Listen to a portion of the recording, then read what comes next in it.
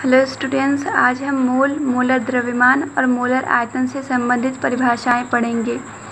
तो मोल किसी पदार्थ की वह मात्रा होती है जिसमें उसके 6.022 × 10⁻23 कण उपस्थित होते हैं। कण यानी अगर हम पदार्थ को परमाणुविक अवस्था में ले रहे हैं तो उसमें इतने परमाणु उपस्थित होंगे। अगर हम पदार्थ को आणविक अवस्था में लेंगे तो इतने अणु उपस्थित होंगे। अगर आयनिक अवस्था में ले रहे हैं तो इतने आयन, और इलेक्ट्रॉनिक अवस्था में ले रहे हैं तो इतने इलेक्ट्रॉन उपस्थित होंगे। तो इतने कण जिस पदार्थ की जितनी मात्रा में उपस्थित होंगे वो मात्रा ही उस पदार्थ का 1 मोल कहलाएगी। और चूँकि हम जानते हैं कि हम कार्बन 12 का अगर 12 ग्राम ले रहे हैं, कार्बन 12 यहाँ परमाणुविक अवस्था में है, तो उसके 12 ग्राम में परमाणुओं की जो संख्या होती है वो 6.022 × 10⁻23 होती है। तो हम इस डिफिनीशन को दूसरे तरीके से भी दे सकते हैं कि किसी पदार्थ की वह मात्रा जिसमें उतने ही कण उपस्थित हों जितने कि कार्बन 12 के 12 ग्राम में परमाणु उपस्थित हैं। हम देख सकते हैं कि कार्बन 12 के 12 ग्राम में परमाणु भी उतने ही हैं जितना हम ऊपर देख रहे थे। तो हम ये डिफिनीशन दे रहे हैं कि किसी पदार्थ की वह मात्रा जिसमें उतने ही कण हैं जितने कि कार्बन 12 के 12 ग्राम में परमाणु हैं, तो पदार्थ की वो मात्रा उसका 1 मोल कहलाएगी। यानी 1 मोल में कणों की संख्या होगी 6.022 × 10⁻23। अगर हम पदार्थ को परमाणुविक अवस्था में ले रहे हैं तो इतने परमाणु होंगे, यानी 1 मोल परमाणु में इतने परमाणु हो जाएंगे। अगर आणविक अवस्था में लिए हुए हैं तो इतने अणु हो जाएंगे। 1 मोल अणु में 6.022 × 10⁻23 अणु। अगर आयनिक अवस्था में लिए हैं तो 1 मोल आयन में इतने आयन हो जाएंगे, और इलेक्ट्रॉनिक अवस्था में ले रहे हैं तो 1 मोल इलेक्ट्रॉन में इतने ही इलेक्ट्रॉन हो जाएंगे। अगला टॉपिक है मोलर द्रव्यमान। मोलर द्रव्यमान को ग्राम मोल भी कहते हैं। तो इसकी डिफिनीशन है कि 1 मोल का ग्राम में द्रव्यमान।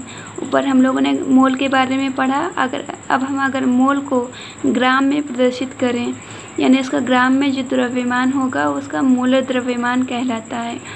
और जो कि हम जानते हैं कि 1 मोल में कणों की संख्या होती है 6.022 × 10⁻23। तो हम इसको इस तरीके से भी डिफ़ाइन कर सकते हैं कि 6.022 × 10⁻23 कणों का ग्राम में द्रव्यमान उसका मोलर द्रव्यमान कहलाता है। कण यानी यहाँ पे परमाणु, अणु या आयन या फिर इलेक्ट्रॉन कुछ भी हो सकते हैं। यानी 1 मोल का ग्राम में द्रव्यमान या इतने कणों का ग्राम में द्रव्यमान पदार्थ का 1 मोल कहलाता है। अगर हम पदार्थ को परमाणुविक अवस्था में ले रहे हैं तो उसका मोलर द्रव्यमान उसके ग्राम परमाणु भार के बराबर होता है।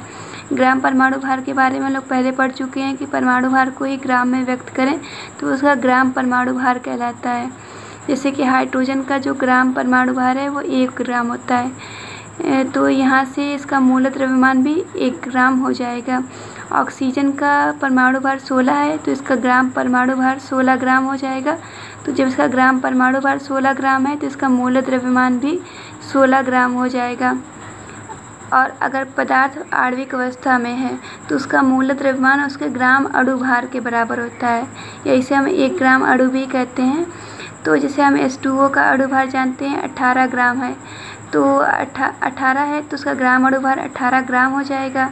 तो यानी उसका जो मोलर द्रव्यमान होगा वो भी 18 ग्राम हो जाएगा। वैसे ही ऑक्सीजन के अणु का जो अणु है उसका अणु भार 32 होता है, तो उसका ग्राम अणु भार 32 ग्राम हो जाएगा। तो इस तरीके से उसका मोलर द्रव्यमान भी 32 ग्राम हो जाएगा। अगला टॉपिक है मोलर आयतन, जिसे ग्राम आणविक आयतन भी कहते हैं।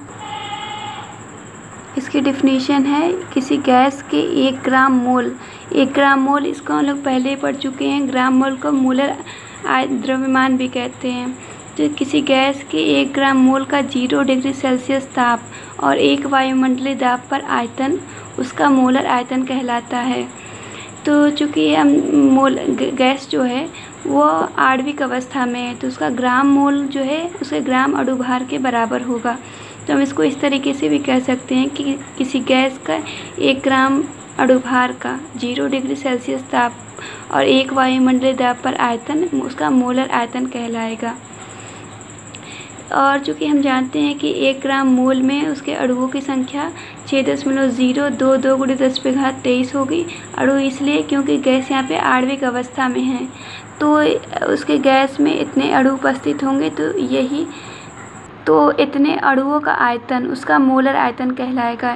यानी गैस के इतने अणुओं का आयतन उसका मोलर आयतन होगा, या फिर 1 ग्राम मोल का आयतन मोलर आयतन होगा, या फिर इसके 1 ग्राम अणु भार का आयतन उसका मोलर आयतन होगा। लेकिन ताप 0 डिग्री सेल्सियस और दाब 1 वायुमंडलीय होना चाहिए। तो देखा गया है कि अगर हम गैस को 0 डिग्री सेल्सियस ताप पे और 1 एटमॉस्फेयर दाब पे यानी 1 वायुमंडलीय दाब पे रख रहे हैं, तो सभी गैसों का जो मोलर द्रव्यमान होता है वो 22.4 लीटर होता है। यानी सभी गैसों के लिए मोलर आयतन का मान सेम है, वो है 22.4 लीटर।